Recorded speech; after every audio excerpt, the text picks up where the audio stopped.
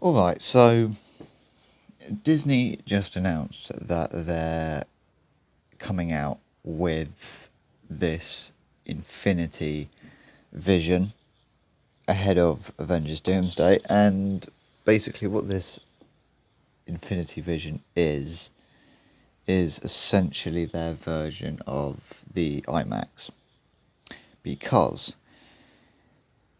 Avengers Doomsday was delayed. It was initially set for a May release date. In fact, I think we would have gotten the movie by now if it wasn't for that delay. It got delayed and pushed back to December. It's now set for a December release date, which means it now clashes with Dune Part 3. And because of the scheduling, Dune Part 3 is set for a IMAX run, and Doomsday would have had access to the IMAX, but because of the delay, it now clashes with Dune. So essentially what this is they're coming out with this Infinity Vision as a way to get back at IMAX, I suppose. Work around it, not having an IMAX run. I mean, I think I heard that the film would have the potential to have an IMAX run in 2027, but not initially. Not initially. So, like a battle right out of the comics, IMAX is taking shots at Disney's new Infinity Vision format, which Marvel Studios is using for the Avengers Endgame re-release and Avengers Doomsday. Yeah, we've got that Endgame re-release coming up with a new ending. Maybe it's a new post-credit scene. I think it's a whole new ending to tie in to Doomsday. I mean, I don't know how I feel about that. I mean, I have to see it really, won't we? We'll just have to see it. Can't really say anything on that at the moment. We don't really have anything on that, but that's apparently what they're doing. They're adding a new ending to this Endgame re-release to tie in to Doomsday. Disney announced Infinity Vision at CinemaCon as a new premium large format certification for theatres. The rollout starts with the September re-release of Avengers Endgame, which will include new footage tied to Doomsday, followed by Avengers Doomsday in December. How much money do you think that Avengers Endgame re-release is going to make? I think that movie still has the power to make a shit ton of money. I know it's a re-release like 6 years after the film came out. And obviously, the selling point can be that it ties into Doomsday. You know, they can make that the selling point. I reckon that re-release makes a shit ton of money. I think it does. I think that film still has a lot of power. THR reports that IMAX CFO Natasha Fernandez was asked about Disney launching Infinity Vision, and she didn't exactly sound worried. Fernandez argued that Disney's movie looks like a way to make up for the fact that Avengers Doomsday doesn't have the IMAX brand behind it. From our view, we feel it's a marketing play to try and offset the fact that they don't have an IMAX platform or brand for Avengers Doomsday. She also made it clear IMAX still sees itself as the top name in premium cinema.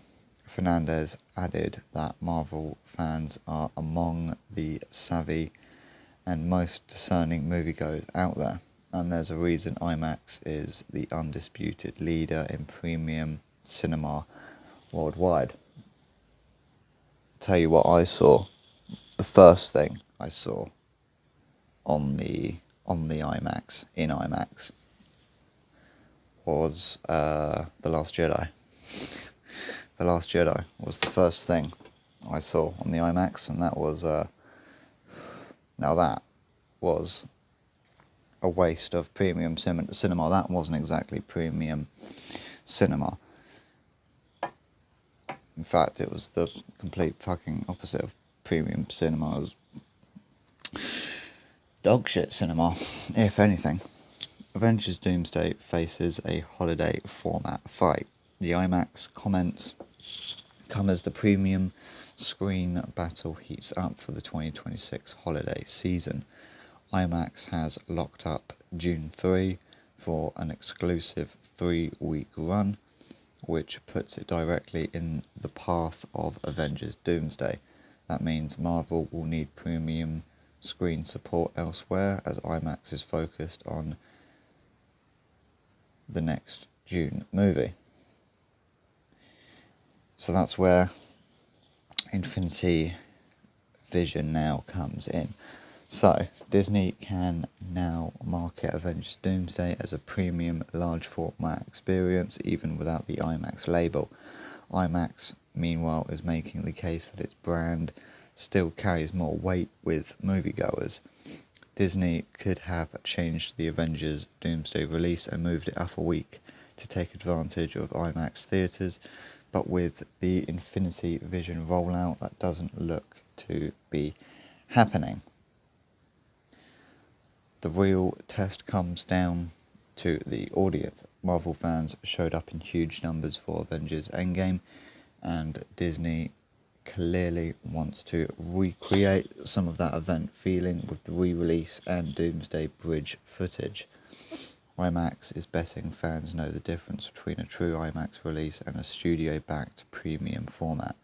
Disney is betting the Avengers brand, new footage and premium screens will be enough. Endgame returns to theatres September 25th. Doomsday opens in December, and obviously we have June Part 3 in December as well.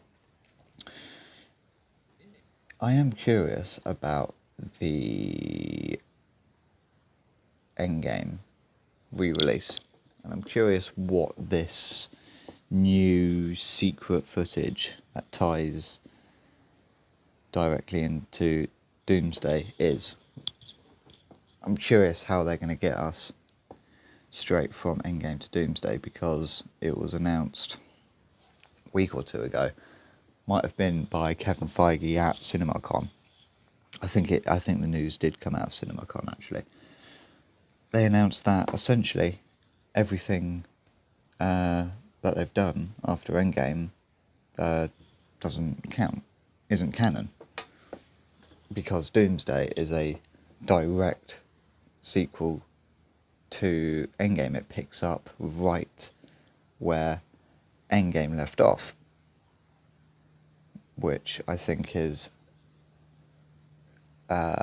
crazy that they've actually gone and done that. They've actually admitted that the last 6 years of movies and TV shows, which is, a lot, they've done a lot of stuff since Endgame. I mean, I haven't really been a fan of the post-Endgame movies and shows, but that's more on a sort of personal level for me. I really felt sort of Endgame really felt like the end for me. I thought Multiverse of Madness was very good. I thought No Way Home was very good. It was fun. Deadpool and Wolverine was very, very fun. Ended up seeing that fucking 3 times on the cinema. But yeah, it's crazy that they've actually just admitted that, yeah, the last 6 years, all of the movies and TV shows that we've done since Endgame in the last 6 years, yeah, we've fucked up, essentially. That's essentially what they're admitting. By making Doomsday pick up right at the end of Endgame and basically cancelling out everything that they've done since is, yeah, just an admission that they have fucked up. And I think they have, really. I think it's undeniable.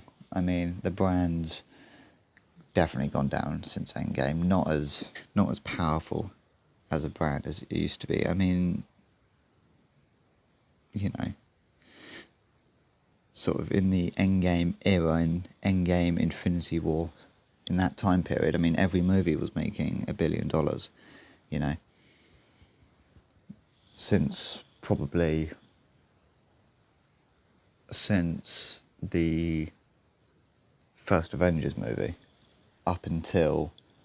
since the first Avengers movie, up until probably,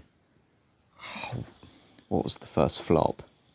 I mean, Captain Marvel didn't even flop because that really rode off the hype between Infinity War and Endgame. And everyone was Marvel maniacs. The first flop, the first MCU flop was probably, it was either the Marvels or it was Eternals. So, but this is my point. My point was, from Avengers 1 in 2012 all the way until either the Eternals or the Marvels, every single film made $1 billion. Just think about that for a second. I mean, we're talking about a time frame of about 10 years, 10, 11 years we're talking about. So for about 10 years, every single film was making $1 billion, which is fucking mental. And they don't really do that anymore, you know. I think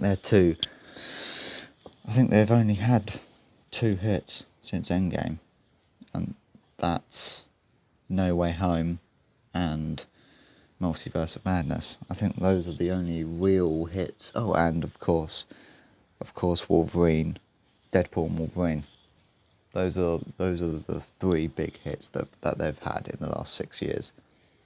Mind you, Marvel do, 2 movies a year. They do 2 movies a year. And in the last 6 years since Endgame, they've only had 3 movies that have done really well. So yeah, I am curious about this Endgame re-release. I'm very curious what this secret footage is that they are adding in. I'm curious exactly how they're going to get us into Doomsday. I mean, they still need to set up Doom, you know. He had a little cameo in the Fantastic Four first steps post-credit scene from last year, maybe a year before, but not really a setup, you know. And not everyone sees the post-credit scenes. There's also that. Not everyone sees the post-credit scenes. But, so, yeah, point is they haven't actually set up or established Doom yet. So they need to do that. I think that's probably what they'll do with this re-release. They'll use this re-release to set up Doom. I think that would probably be the smartest thing to do. And then obviously, whatever they're going to do to tie it all into Doomsday and get us straight in there. So whatever that's going to look like. But